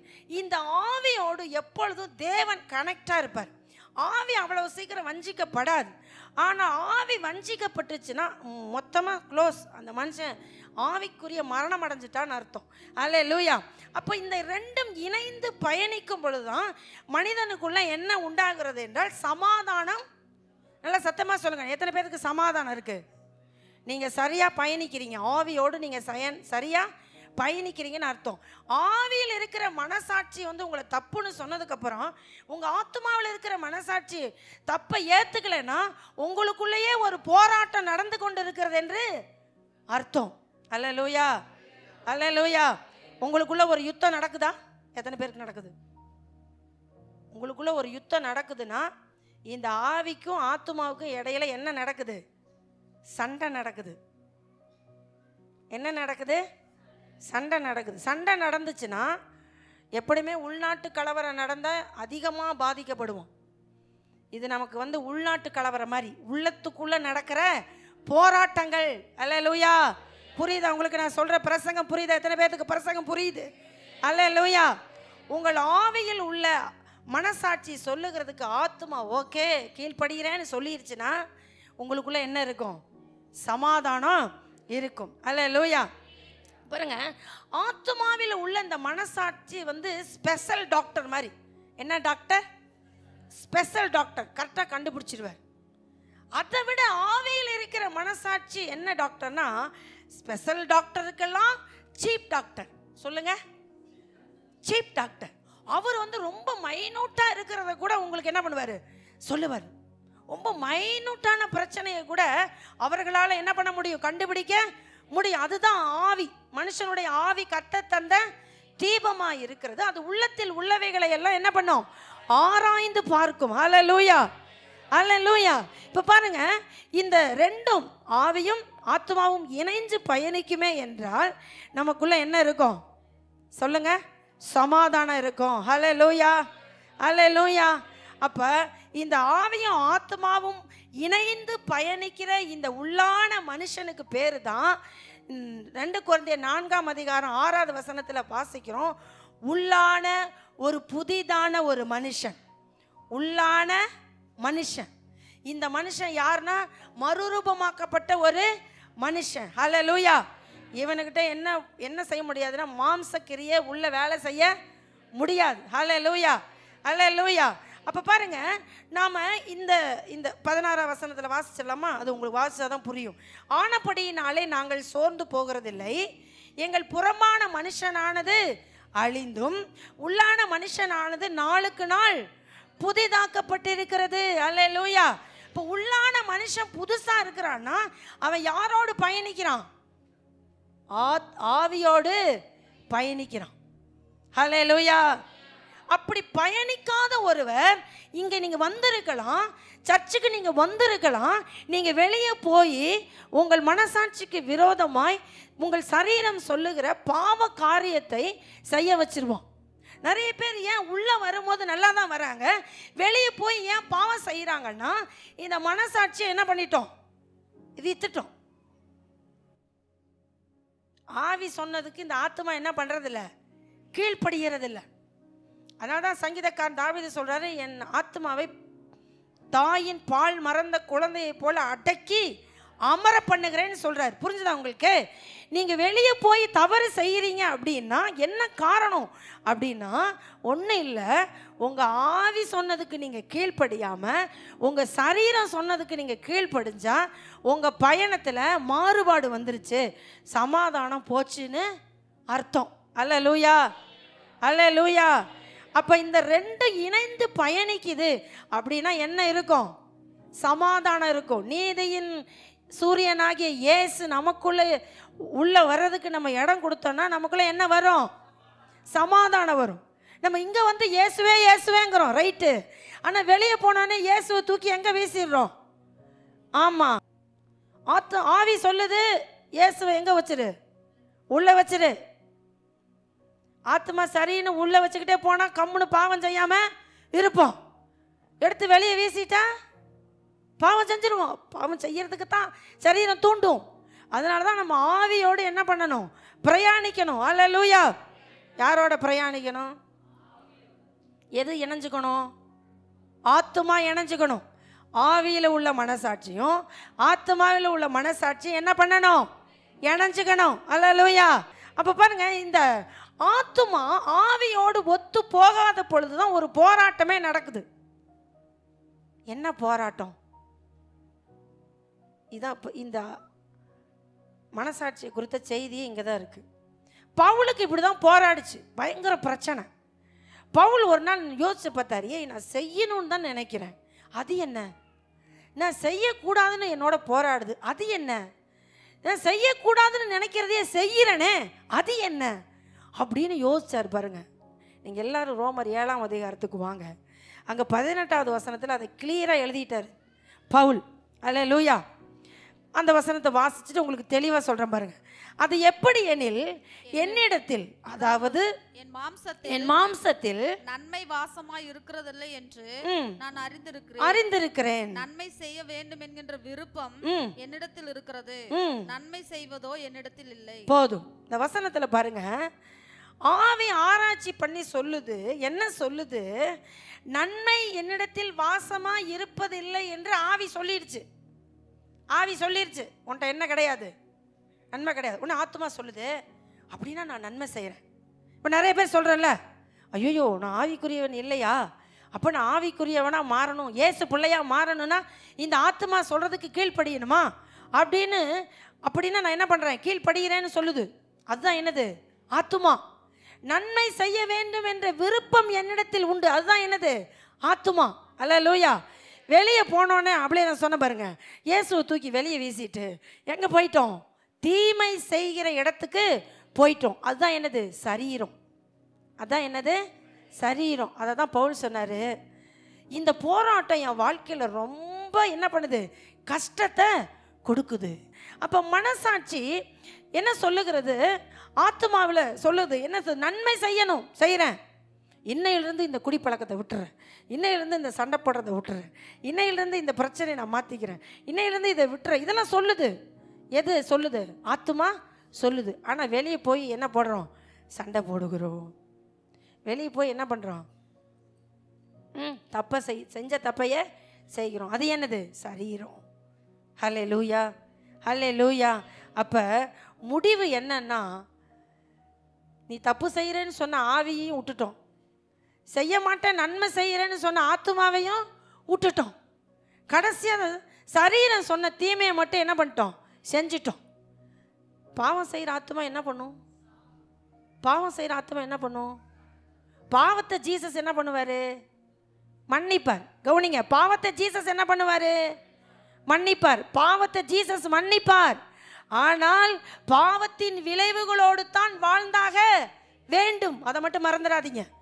ஏன் கிறிஸ்தவர்கள் இன்னும் போராடி கொண்டு, ஏன் அந்த தீமையிலிருந்து வெளியே வர முடியாம இப்படிப்பட்ட கஷ்டத்தை நாம் வாழ்ந்து கொண்டு ஏன் அநேகருக்கு சாட்சி இல்லாமல் இருக்கிறோன்னா, பாவத்தின் விளைவுகளோடு நாம் வாழ்ந்து கொண்டு இருக்கிறோம். புரியுதுங்களா உங்களுக்கு? நீ செய்யறது தப்புன்னு சொன்ன ஆவியை விட்டுட்டோம், செய்ய மாட்டேன்னு தீர்மானம் எடுத்த ஆத்மா சொன்னதையும் விட்டுட்டோம். செய்யக்கூடாத பாவத்தை சரீரம் சொன்ன உடனே என்ன பண்ணிட்டோம்? செஞ்சிட்டோம். தப்பி தப்பி பொழைச்சி தேவன் மன்னிச்சு நம்மளை இங்கே கூட்டு வந்து வச்சிருக்கிறாரு. ஆனால் விளைவுகளோடு தான் நான் வாழ்ந்து கொண்டு இருக்கிறோம். புரியுதா உங்களுக்கு நான் சொல்றது? எதோட வாழ்ந்து கொண்டு இருக்கிறோம்? விளைவுகளோடு. உங்களுக்கு புரியுதா நான் சொன்னது? டாஸ்மாக் கடைக்கு போகாதேன்னு ஆத்மா சொல்லுச்சு, கேட்கல. ஆவி சொல்லுச்சு. ஆத்மா செய்ய மாட்டேன்னு இங்கே தீர்மானமெல்லாம் எடுத்துச்சு. கீழே போய் குடிச்சிட்டு கீழே போய் விழுந்து காயப்பட்டுக்கிட்டு வந்தா காயத்தோடு தான் என்ன பண்ணணும்? வாழணும். புரியுதா உங்களுக்கு நான் சொல்றது? இப்படி தான் நம்ம நிறைய கிறிஸ்தவங்க வாழ்ந்துட்டு இருக்கிறோம். இந்த வியாதியை சுகமாக்க தான் இயேசு வந்தார். அல்லேலூயா, அல்லேலூயா. ஆவியில் இருக்கிற மாறுபாட்டை எடுத்து போடு, ஆத்மாவில் இருக்கிற மாறுபாட்டை எடுத்து போடு. சரீரத்தில் சொல்லுகிற பாவ சிந்தனையை என்ன பண்ணாத, நீ உள்ள கொண்டு வராத. அல்லேலூயா, அல்லேலூயா. இந்த போராட்டம் போராடாதீங்க. ஆண்டவர் சொல்றாரு, பவுல் சொல்றாரு, நீ போராடாத, சரணட. என்ன பண்ணாத? சரணட. நான் பாவின்னு ஒத்துக்கோ. இந்த பாவத்திலிருந்து என்னை விடுதலையாக்குறதுக்கு இயேசுவே உம்மை தவிர எனக்கு யாரும் இல்லப்பான்னு சொல்லு. சொல்லு. சொல்ல மாட்டேங்கிறோம். இயேசுவே வாங்க, என்னை தூக்கி எடுங்க, என்னை இந்த உளையான சேற்றிலிருந்து, இந்த பாவ குழியிலிருந்து வெளியே தூக்குங்கன்னு இயேசுகிட்ட போய் கதறணும், நிற்கணும். ஆனால் நம்ம நிற்க மாட்டேங்கிறோம். இயேசுவே நீங்கள் என் பக்கத்தில் மட்டும் வந்துடாதீங்க. பேதுரு சொன்னபோது, ஆண்டவரே நான் பாவியான மனுஷன், நீர் என்னை விட்டு போய்விடும் அப்படின்னு பேதுரு சொன்ன மாதிரி நம்ம இயேசு பக்கத்தில் என்ன பண்ணுறதில்ல, விடுறதில்ல. நீங்கள் ஒரு டிஸ்டன்ஸ் மெயின்டைன் பண்ணுங்கப்பா. நீங்கள் தேவன்னு தெரியும், நீங்கள் ராஜான்னு தெரியும், நான் உங்களை வணங்கிக்கிறேன். ஆனால் என்னைய தொட்டு தூக்கி என்னை கண்மலையின் மேலே நிறுத்தி என் அடியை உறுதிப்படுத்தி என்னைய சாட்சியாக நிறுத்துறதுக்கு என் பக்கத்துக்கு நீங்கள் வராதிங்கன்னு இயேசுவுக்கு ஒரு டிஸ்டன்ஸ் மெயின்டைன் பண்ணி அவர் அங்கேயே என்ன பண்ணிடுறோம், நிறுத்திடுறோம். எவ்வளோ பெரிய தவறு செய்கிறோம். நம்முடைய ஆத்மாக்குள்ளே எவ்வளோ பெரிய தவறு நடந்துட்டுருக்கு. மனசாட்சியில் எவ்வளோ பெரிய தவறு நடந்து கொண்டு இருக்கிறது. பவுல் சொன்னார், அப்பா இந்த மரண சரீரத்திலிருந்து யார் என்னை விடுதலையாக்குவார், யார் என்னை விடுதலையாக்குவார். பவுல் சொல்றார், இதைத்தான் அங்கே சொல்றாரு, செத்து போன ஒரு சரீரம் போல நான் வாழ்ந்துட்டு இருக்கிறேன். நான் எப்படி வாழ்ந்துட்டு இருக்கிறேன்? செத்து போன மாதிரி வாழ்ந்துட்டு இருக்கிறேன். என்னை பார்க்கும்போது எல்லாம் உசுரோடு இருக்கிற மாதிரி தான் தெரியுது. ஆனால் நான் உள்ளுக்குள்ளேயே எப்படி வாழ்ந்துட்டு இருக்கிறேன்? செத்தவன மாதிரி வாழ்ந்துட்டு இருக்கிறேன். நான் சொல்லுறத நானே என்ன பண்ணுறதில்ல, செய்யறதில்ல. நானே என்ன பண்ணுறதில்ல, செய்யறதில்ல.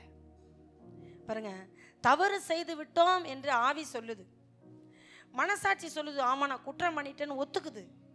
ஆனால் சரீரம் உடனே என்ன பண்ணுதுன்னா, நம்ம தப்பு செஞ்ச உடனே முக்காடு போட்டு வெக்கப்பட்டு தலை குனிஞ்சு நம்மளை உட்கார வச்சிருது. புரியுதுங்களா உங்களுக்கு? நம்ம வாழ்க்கை ஏன் பிரகாசமாக இல்லை? நம்ம வாழ்க்கை ஏன் நிமிர்ந்து நிற்க முடியல?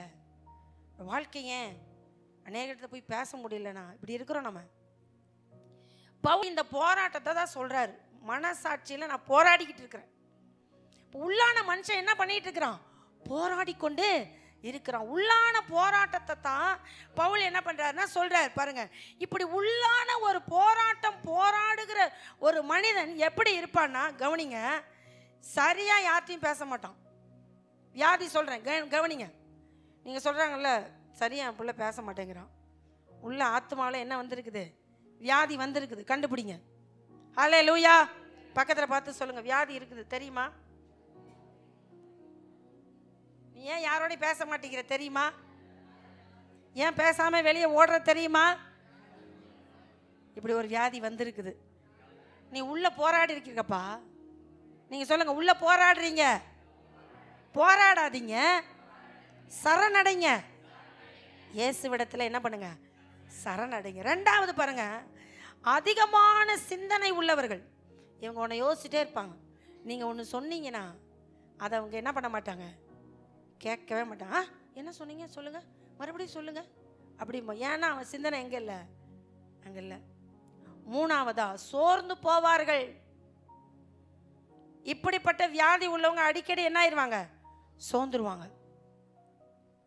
வேலை செய்ய முடியாது, படிக்க முடியாது, திறமையா எதையும் சாதிக்க முடியாது, முடியவே முடியாது. நான்காவதா இருக்குதா, எழுதிட்டு இருக்காங்களா? நான்காவதா, தவறு செய்பவர்களோடு இணைஞ்சுக்குவாங்க.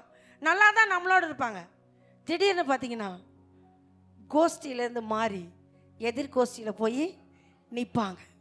அப்பயே தெரிஞ்சுக்கலாம் இவனுக்குள்ளே என்ன வந்துருச்சு, மனசாட்சி கெட்டு போய் வியாதி வந்துருச்சு. எதிர்கோஷ்டியில் ஆள் நிற்கும் போதே நமக்கு தெரிஞ்சிடும், போச்சுடா மனசாட்சி போச்சுடா. ஆள் எதிர்கோஷ்டிக்கு போயிடும். அடுத்து பாருங்க, 5வது, எப்பொழுதும் கோபப்படுவார்கள். ஏன் தெரியுமா? யாரும் நம்ம கெட்ட குணத்தை என்ன பண்ணிடக்கூடாது, கண்டுபிடிச்சிட கூடாது. அதனால எடுத்த உடனே என்ன பண்ணிடுவாங்க, கோபப்பட்டுருவாங்க. 6வதா, எப்பொழுதும் சண்டை போட்டுக்கிட்டே இருப்பாங்க. உள்ள நீங்க இப்படி போராடுறீங்கன்னா இந்த வியாதி உங்களுக்குள்ள இருக்குதுன்னு அர்த்தம். இந்த வியாதி உங்களுக்குள்ள இருக்குதுன்னா நீங்க உள்ளத்துக்குள்ள போராடுறீங்கன்னு அர்த்தம். உங்க மனசாட்சியில என்ன இல்லை, சுத்தம் இல்லைன்னு அர்த்தம். எப்பொழுதும் நீங்க இப்படி இருக்கக்கூடாது. இந்த போராட்டத்தை எல்லாம் நீங்க முடிவுக்கு கொண்டு வரணும்னா ஏசு என்ன சொல்றாரு தெரியுமா? நான் சொன்னதை கேட்டில, கேட்டபடி என்ன பண்ணு, செய். ஆலோசனை கேட்ட, ஜெபம் பண்ணு, பைபிள் படி, ஆராதனை பண்ணு, ஆலோசனை கேட்ட, அதை என்ன பண்ணாத, கேட்ட மாதிரி போகாத, வந்து செய். நீ செய்ய செய்யதான் உன் சிந்தனை மாறும், உன் மனசாட்சி மாறும். அல்லேலூயா, அல்லேலூயா. சாக்கடையில் உட்காந்துக்கிட்டே நான் குளிக்கிறேன்னு சொல்லாதீங்க. அதுக்கு சாக்கடைக்கு அந்த குளியலுக்கு பேர் என்ன இல்லை, குளியல் கிடையாது. நீங்கள் எங்கே வரணும், ஜீவ தண்ணீர் இடத்துல வந்து நிற்கணும். அவர் உங்கள் மேலே தண்ணியை ஊத்துறாரு பாருங்க, அதுக்கு பேர் தான் உண்மையான குளியல். அல்லேலூயா, அல்லேலூயா. சாக்கடையில் உட்காந்துக்கிட்டு குளிக்க முடியாதுங்க. நல்ல தண்ணிக்கு வந்தால் தான் நீங்கள் குளிக்க முடியும். அப்போ தான் உங்கள் சுத்தமாகுவீங்க. அல்லேலூயா. ஏசு அதனால தான் 7:24 மத்தேயில சொன்னார், ஆகையால் நான் சொல்லி இந்த வார்த்தைகளை கேட்டு இவைகளின்படி செய்கிறவன் எவனோ அவைகளை கண்மலின் மேல் தன் வீட்டை கட்டின புத்தியுள்ள மனுஷனுக்கு ஒப்பிடப்படுவேன். யாக்கோப்பு 1:22 யாக்கோப்பு சொல்றாரு, அல்லாமலும் நீங்கள் உங்களை வஞ்சியாதபடிக்கு திருவசனத்தை கேட்கிறவர்களாக மாத்திரமல்ல அதன்படி செய்கிறவர்களாகவும் இருங்கள். அல்லேலூயா. அப்போ கேட்குறவங்கள மாத்திரமா இருக்கக்கூடாது, செய்கிறவங்களா இருக்கணும். இந்த போராட்டத்தில் தாங்க யார் இருந்தார்னா பவுல் இருந்தார்.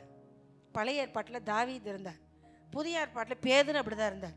அதனால தான் இந்த போராட்டம் உள்ளே இருந்ததுனால தான் இயேசுவை கொஞ்ச நேரத்தில் மறுதலிச்சுட்டு அவர் யார் தெரியாதுன்னு சபிக்கவும் சத்தியம் பண்ணவும் தொடங்கினார். இந்த போராட்டத்தை நீங்கள் உள்ளே வச்சுக்காதீங்க, ஆத்மாவோடு பயணிங்க.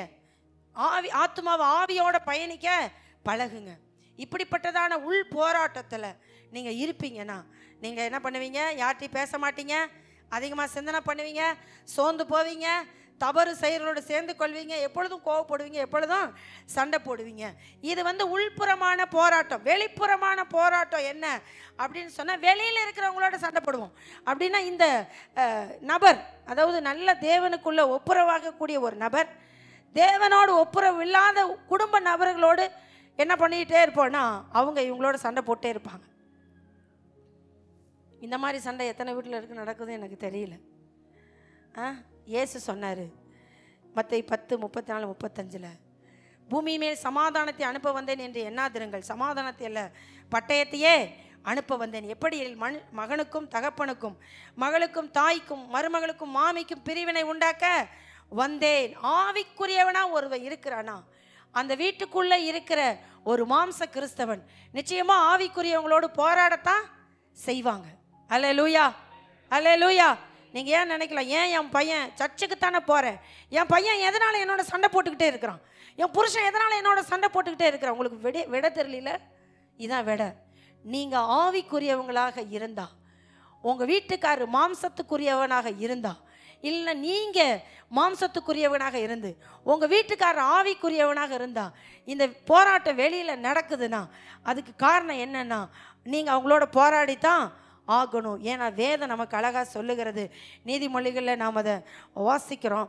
நீதிமொழிகள் 28:4 வேத பிரமாணத்தை விட்டு விலகுகிறவர்கள் துன்மார்க்கரை புகழுகிறார்கள், வேத பிரமாணத்தை கை கொள்ளுகிறவரோ அவர்களோட போராடுகிறார்கள். நீங்கள் வேத பிரமாணத்தை கை கொள்ளுகிற ஒரு நபர்னா கை கொள்ளாத உங்கள் குடும்ப நபரோடு நீங்கள் சண்டை போட்டு தான் ஆகணும். அவங்க நீங்கள் போடாமல் அமர்ந்தா கூட அவங்க என்ன பண்ணுவாங்க, சண்டை போடுவாங்க. ஏன் வீட்டுக்குள்ளே பிரச்சனை?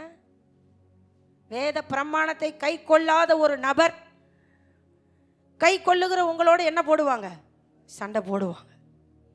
இந்த யுத்தம் இன்னைக்கு இல்லை, எப்பொழுதே நடந்துக்கிட்டு தான் இருக்கு.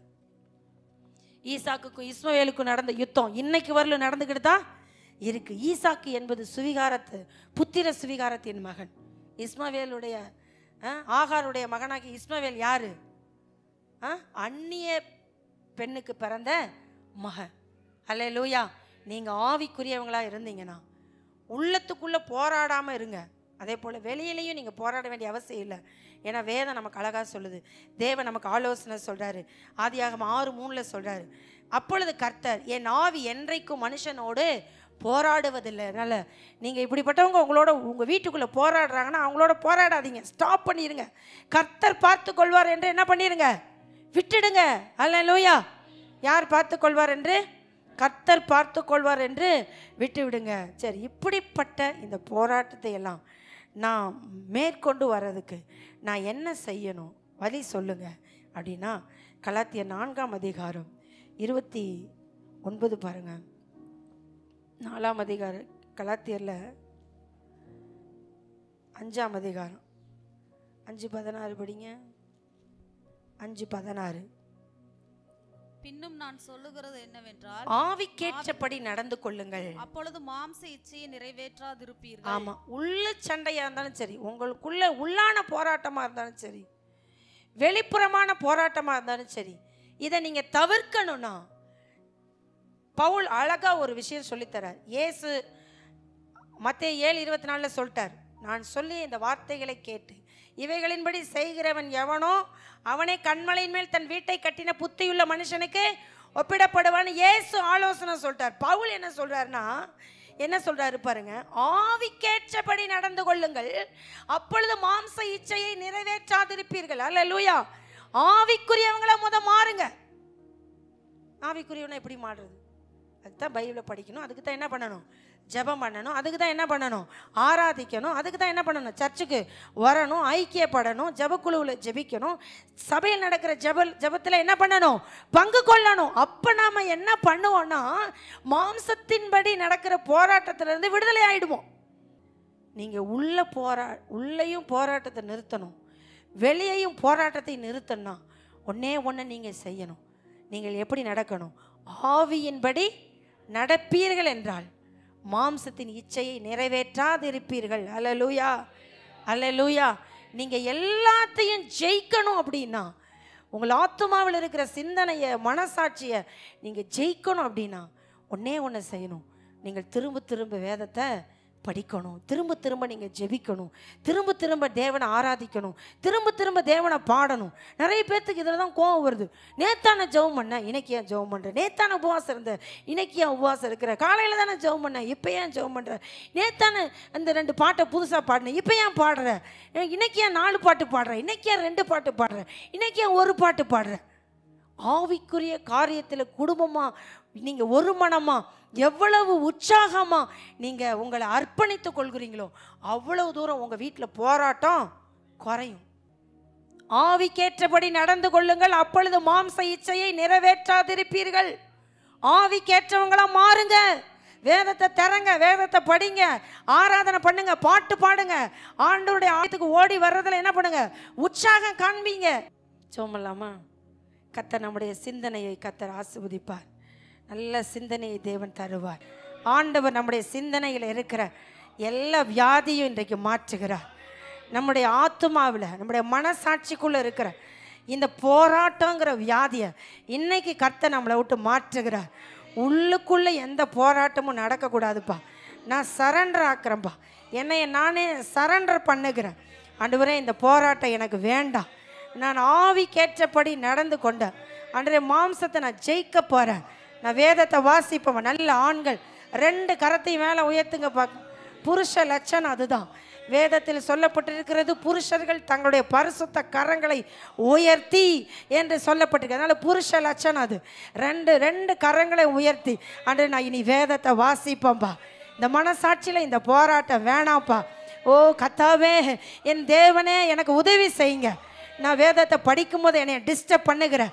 ஓ, எல்லா காரியங்களும் மாறட்ட ஆண்டவரே.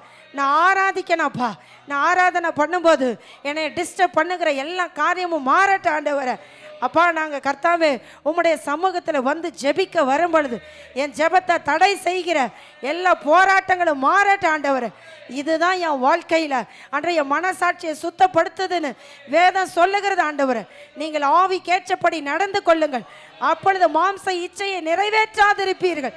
இந்த ஆவிக்கேற்ற ஒரு மறு வளர்ச்சி எங்கள் அப்பா புருஷர்களுக்குள்ள, எங்கள் ஸ்திரீகளுக்குள்ள, அன்று வாலிபர்களுக்குள்ள, வாலிப தங்கைகளுக்குள்ள உருவாக வேண்டும் என்று இயேசுவின் நாமத்தை நாங்கள் ஜெபிக்கிறப்பா.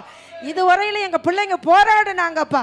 இந்த வேதனை நீங்கட்ட ஆண்டவர், இந்த வேதனை நீங்கட்ட ஆண்டவர். இந்த மனசாட்சியில் நான் உருட்டிகிட்டு இருந்தேன், வேதனைப்பட்டுக்கிட்டு இருந்தேன்ப்பா. இன்னைக்கு வேணாம் விட்டுரு, சரண்டர் பண்ணுற ஆண்டவர், சரண்டர் பண்ணுகிறாப்பா. எனக்கு நீங்கள் உதவி செய்யுங்க டாடி, எனக்கு உதவி செய்யுங்க டாடி. ஆண்டவரே ஸ்தோத்திர பவுல் மாதிரி ஆண்டவரே நான் கர்த்தாவே போராடாம ஆண்டவரே நான் சரண்டர் பண்ணுகிறப்பா. தாவீது போல நான் போராடாம சரண்டர் பண்ணுகிறப்பா. நான் அடக்கி வைத்து மட்டும் நித்தமும் என் கதறுதலால் என் எலும்புகள் உலர்ந்து போயிட்டுன்னு தாவீது சொல்றாருப்பா. நான் அடக்கி வச்சுட்டேன், தப்புப்பா. அன்று இன்றைக்கு நான் இருதயத்தை திறந்து உங்கள்கிட்ட சொல்கிறேன் ஆண்டவர். அப்பா எனக்கு சகாயம் கிடைக்கும் காலத்தில் பக்தி உள்ளவன் எவனும் என்னை நோக்கி விண்ணப்பம் செய்வான்னு சொன்னீங்களாப்பா. ஆண்டவரே பக்தி எங்கள் பிள்ளைகளுக்குள்ளே தாங்க ஆண்டவர். அன்றே எங்கள் மனசாட்சியில் எங்கள் பிள்ளைகளுக்குள்ள பக்தி வளரட்டும், சிந்தனையில் பக்தி வளரட்டும் ஆண்டவர். அன்பை நாடட்டும் ஆண்டவர், ஞான வரத்தை விரும்பட்டும் ஆண்டவர், தீர்க்க தரிசன வரத்தை விரும்பட்ட ஆண்டவர். எங்கள் பிள்ளைகளுடைய வீடுகள் எல்லாம் ஒரு ஜெப கூடாரமாய் அன்று ஆராதன ஸ்தலமாய் மாறுவதாக.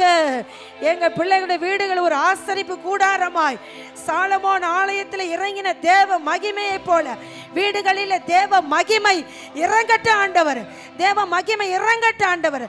எங்கள் குடும்பத்தில் கர்த்தாவே எங்கள் புருஷன்மார் அன்றே எங்கள் மனைவிமார் எங்கள் பிள்ளைகள்மார் எல்லாருக்குள்ளும் ஒரு சுகம் உண்டாகட்ட ஆண்டவர். எப்பா துதி செய்ய தொடங்கின பொழுது எதிரிகள் வெட்டுண்டு விழுந்தது போல எங்கள் பிள்ளைகள் வீடுகளில் துதி செய்ய தொடங்கும் பொழுது எல்லா சத்துருவின் கிரியைகள், எல்லா அமலேக்கின் ஆவிகள், எல்லா பெலிஸ்திய ஆவிகள், எல்லா மோவாபிய ஆவிகள் இயேசுவின் நாமத்தினாலே குடும்பங்களை விட்டு வெளியேறட்டும் ஆண்டவர், குடும்பங்களை விட்டு வெளியேறட்டும் ஆண்டவர். பரிசுத்த ஆவியானுடைய அக்கினி ஒவ்வொருவரையும் ஆளுகை செய்வதாக. சுகம் உண்டாகட்டும் ஆண்டவர். வீணான சண்டைகள், கோபங்கள், எரிச்சல்கள், யாரிடத்திலும் பேசாமல் அமைதியாய் தன்னை மறைத்துக் கொள்கிற கிரியைகள், ஆண்டவரே தேவையில்லாத நபரோடு வைக்கிற தேவையில்லாத சகவாசங்கள் எல்லாவற்றிலிருந்து எங்கள் பிள்ளைகளை விடுவிப்பீராக ராஜா, விடுவிப்பீராக. பரிசுத்த ஆவியானவர் நீர் கிரியை செய்கிறதுக்காய் நன்றி செலுத்துகிறப்பா, நன்றி செலுத்துகிற தேவனால் எல்லாம் கூட ஆண்டவர். நீங்க சொன்னீங்க நீ சமாதானத்தோடு போய் உன் வேதனை நீங்கி சுகமாயிருன்னு சொன்னீங்க. இன்றைக்கு எங்க பிள்ளைகள் வீடுகளில் ஒரு சுகம் உண்டாகட்ட ஆண்டவர். உன் அலங்கத்துக்குள்ளே சமாதானம், உன் அரண்மனைக்குள்ளே சுகமும் இருப்பதாக சொன்னது. பிள்ளைகள் வீடுகளில் ஒரு சமாதானம் வரட்டும், ஒரு சுகம் வரட்டும் அப்பா. இயேசுவாகிய நீர் எங்கள் பிள்ளைகள் வீடுகளை பொறுப்பெடுப்பதற்காக தேங்க்யூ ஜீசஸ். எங்களை தாழ்த்துகிறோம்.